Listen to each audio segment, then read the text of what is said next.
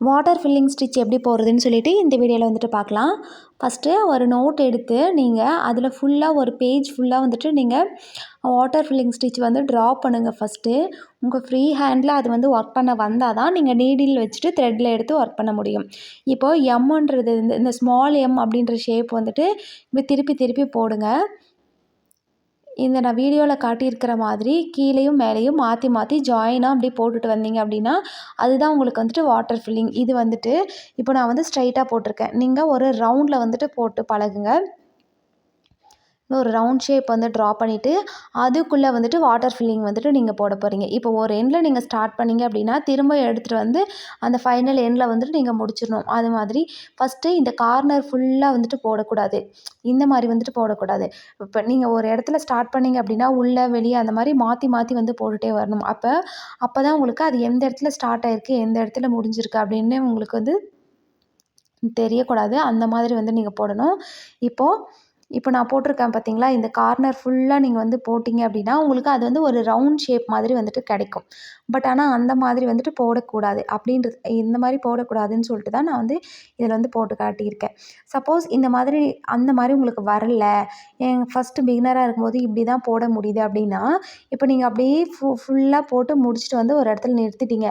அந்த சென்டரில் இருக்கிற ரிமைனிங் பார்ட்டாவது திரும்பவும் அதே மாதிரி ரவுண்டாக போகாமல் மீதி இருக்கிற இடம் எல்லாமே ஃபில் ஆகிற மாதிரி வந்துட்டு நீங்கள் போடணும்.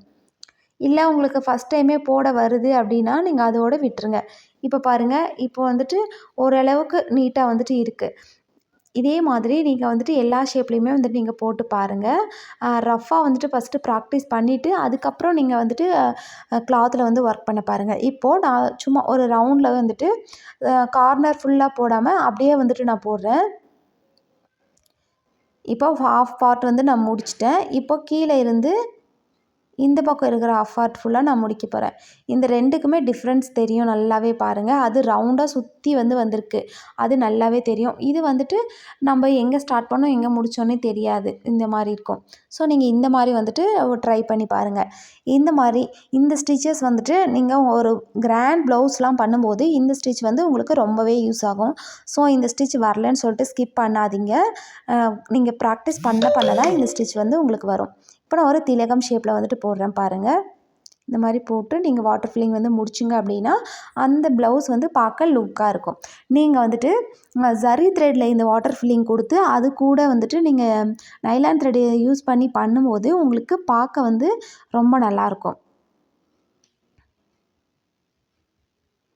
இப்போ வந்து கிளாத்தில் வந்துட்டு நான் போட்டு காட்டுறேன்.